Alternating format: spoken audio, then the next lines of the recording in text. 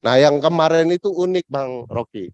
Uniknya begini, di sidang kemarin itu saya lihat-lihat, perhatikan, ini sidang apaan sebenarnya? Ketua MK-nya Paman Gibran, ya. Pemohonnya salah satu partainya, ketuanya adik Gibran. Pemohon yang dikabulkan nomor 90, fans berat Gibran, disebutkan dalam permohonan itu. Saya pengagum berat Gibran karena Gibran telah meningkatkan ekonomi kota Solo, gitu ya, sehingga dia layak menjadi calon presiden atau wakil presiden.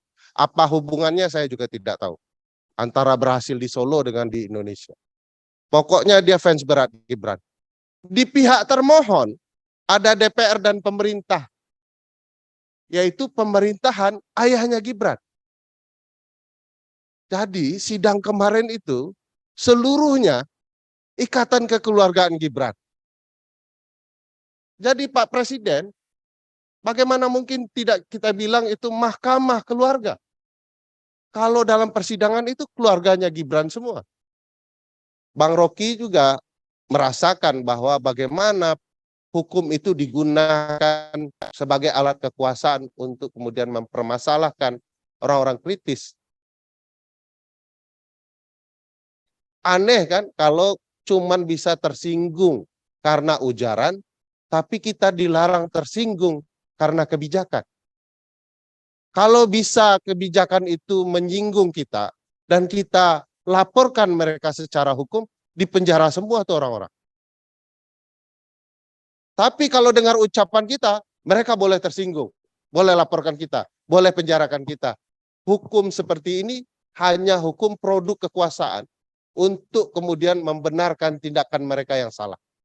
Dan kalau seperti ini hukum, saya pikir kita semua suatu waktu akan melakukan perlawanan yang lebih serius.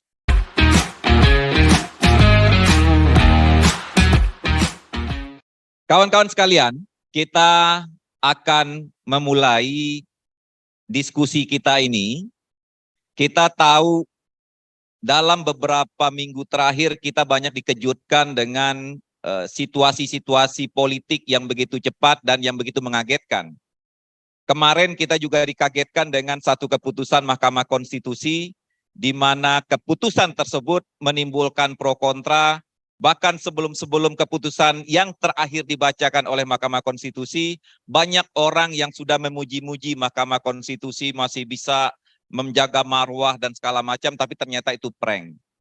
Sebelumnya, kita juga dihadapkan pada satu keputusan bahwa gugatan presiden threshold yang dilayangkan oleh Partai Buruh untuk menghapus presiden threshold tanpa melalui proses persidangan pokok perkara, ternyata Mahkamah Konstitusi sudah memutuskan dan menolak. Lalu ada keputusan lagi Mahkamah Konstitusi yang menolak semua gugatan terkait Undang-Undang Cipta Kerja yang proseduralnya uji formil yang diajukan semua ditolak.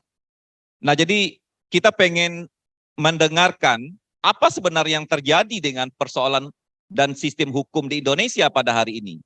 Bung Ferry adalah salah seorang tim advokasi atau yang menjadi pengacara kita dalam uji formil, dan dia juga banyak mengkritik kebijakan-kebijakan MK seperti yang tadi disampaikan oleh Bung Iqbal, MK sebagai mahkamah keluarga.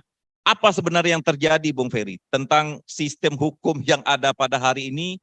Apakah memang ada skenario besar atau memang hakimnya memang pemahaman hukumnya seperti itu?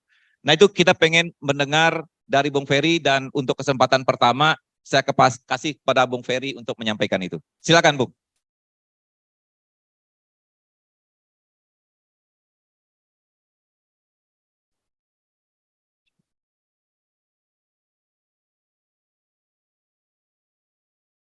Assalamualaikum warahmatullahi wabarakatuh. Pak Presiden, Bung Iqbal, Bang Rizal Ramli, Bang Rocky, Bang Boing, teman-teman Partai Buruh semua. Ini rame nih.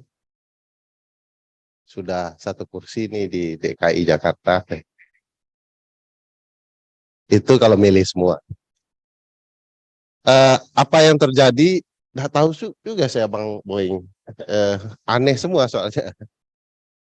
Eh, ba- ya bingung, sebenar-benar bingung gitu.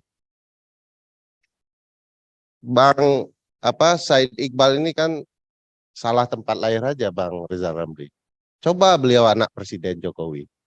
Hah. Mungkin sudah bisa mencalonkan berdasarkan putusan MK. Kayaknya Republik ini perlu darah biru ya untuk kemudian bisa masuk ke ruang-ruang politik yang katakanlah dikuasai oleh orang-orang itu saja. Saya sembari bercanda sering bilang bahwa di partai politik kita itu ditentukan oleh 4 perda dulu itu ya. Pertalian darah, ya. Kalau dia anak presiden, masuklah dia.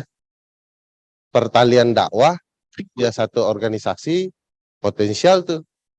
Ya, kalau sesama HMI, GMNI, begitu-gitu ya. Kemudian perda yang ketiga, pertalian daerah. Saya sekampung dengan Bang Rocky, dengan Bang Rizal lah, satu kampung ya. Kalau beliau orang partai politik melihat saya satu daerah mungkin ya dia. Nah, yang paling penting dari perda-perda itu pertalian dana. Itu bisa nggak pun sedarah, tidak sedaerah, sepanjang ada dananya, masuk itu barang. Pokoknya ada ruang dana itulah yang kemudian menentukan banyak hal di politik Indonesia. Nah, partai kita harus berubah dan salah satu harapannya ada di Partai Buruh.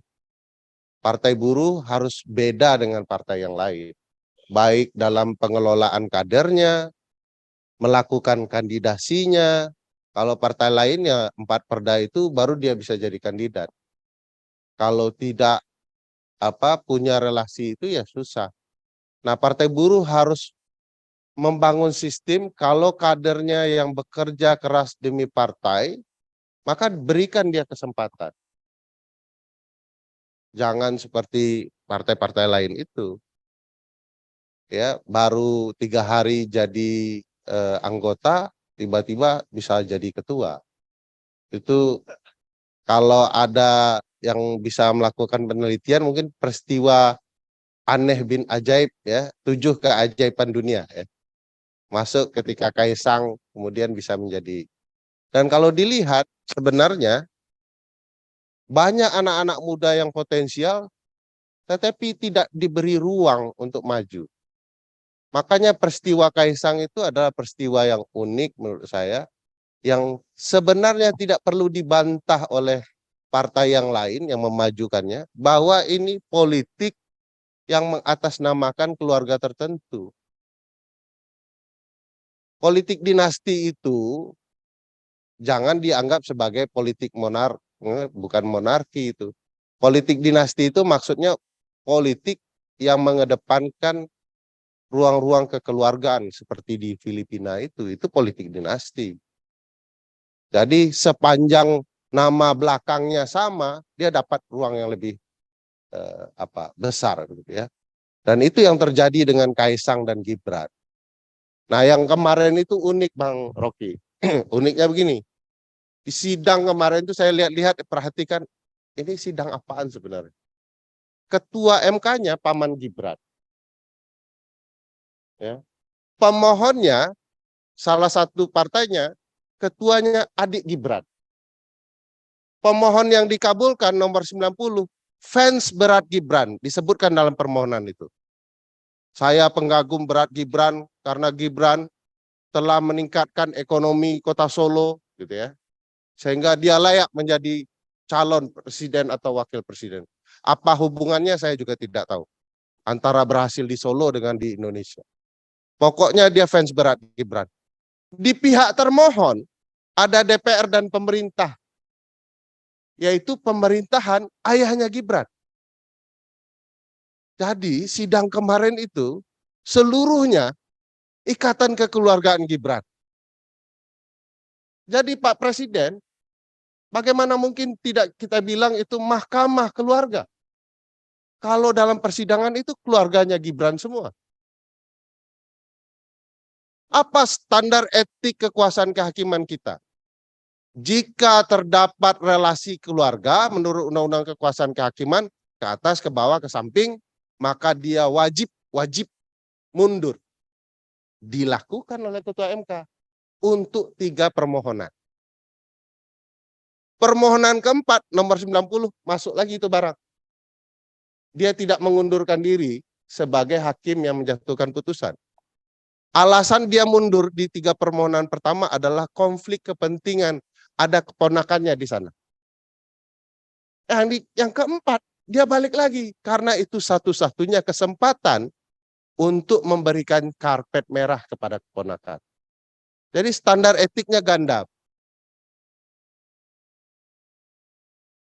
Jadi selamat datang lah ya di NKRI, Negara Kekeluargaan Republik Indonesia.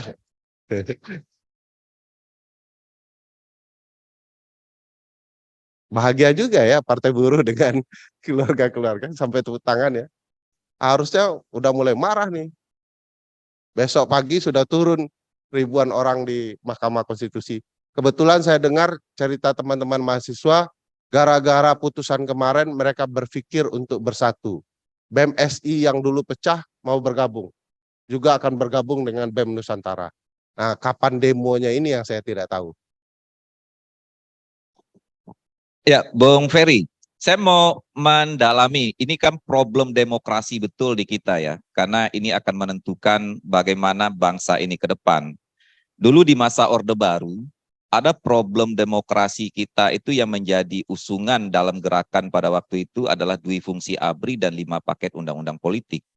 Nah, situasi sekarang ini, meskipun tidak persis sama, tadi disebutkan demokrasi prosedural, mereka melegitimasi kebijakan-kebijakan yang tidak pro rakyat itu melalui sebuah keputusan. Nah, apa dalam bentuk yang pandangan Bung Ferry hubungannya dengan demokrasi prosedural yang ada pada hari ini dengan berbagai macam kebijakan pemerintah belakangan ini? Saya melihat jauh lebih parah ya. Kalau dulu dui fungsi ABRI, sekarang multifungsi TNI dan Polri. Undang-undang ASN yang baru mengindikasikan itu. Kalau dulu orang mungkin sudah tahu ini apa namanya sebuah kecurangan, partainya dominasi tunggal, bukan melalui partai lagi, golongan gitu ya.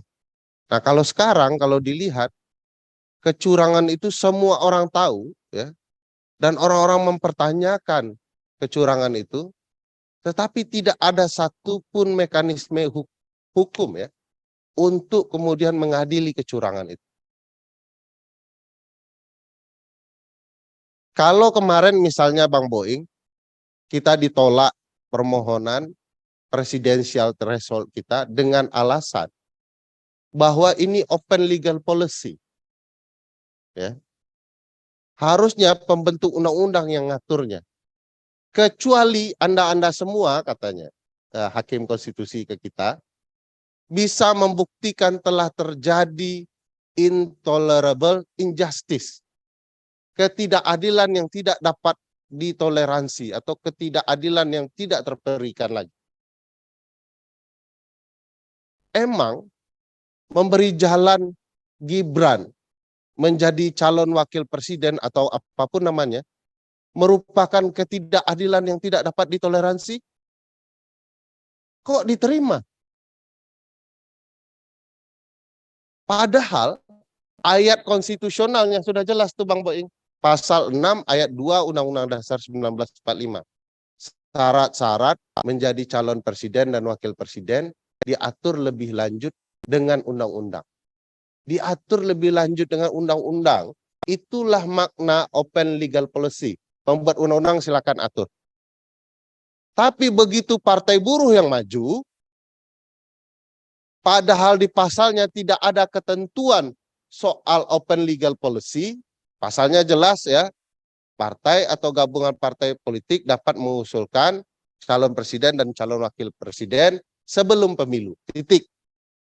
Di mana kalimat open legal policy-nya? Tidak ada perintah untuk mengatur lebih lanjut dalam undang-undang. Makanya saya bilang, Partai Buruh ini kayaknya perlu lahir atau berrelasi dengan Jokowi. Kalau Jokowi masih punya saudara-saudara perempuan yang bisa dinikahi, segera nikahi. Ya. Mungkin itu jalan-jalan konstitusional saat ini. Jadi memang kondisi hukum kita sedang terpuruk.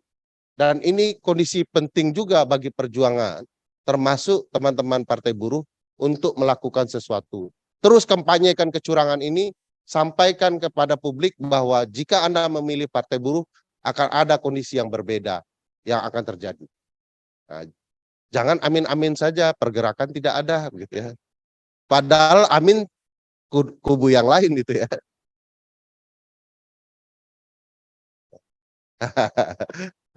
Jadi mudah-mudahan ya kalau kemudian bisa melakukan sesuatu yang berarti, ada suasana hukum yang berbeda. Bang Rocky juga merasakan bahwa bagaimana hukum itu digunakan sebagai alat kekuasaan untuk kemudian mempermasalahkan orang-orang kritis. Aneh kan kalau cuman bisa tersinggung karena ujaran, tapi kita dilarang tersinggung karena kebijakan. Kalau bisa kebijakan itu menyinggung kita dan kita laporkan mereka secara hukum, dipenjara semua tuh orang-orang. Tapi khusus kita tidak boleh tersinggung dengan kebijakan mereka. Pindah ibu kota sesuka hati, buat UMR sesuka hati, nggak tersinggung kita, tidak boleh tersinggung. Tapi kalau dengar ucapan kita, mereka boleh tersinggung, boleh laporkan kita, boleh penjarakan kita. Hukum seperti ini hanya hukum produk kekuasaan untuk kemudian membenarkan tindakan mereka yang salah. Dan kalau seperti ini hukum, saya pikir kita semua suatu waktu akan melakukan perlawanan yang lebih serius dari sekedar berkumpul di gedung perfilman Usmar Ismail ini. Mudah-mudahan ya. Oke, terima kasih Bung Ferry. Jangan saya terus, Bang Boing. Yang mau dipenjarakan kan Bang Rocky. Nanti saya jadi temannya Bang Rocky. Iya, kita solidaritas bareng-bareng nanti semua. Oke, terima kasih Bung Ferry.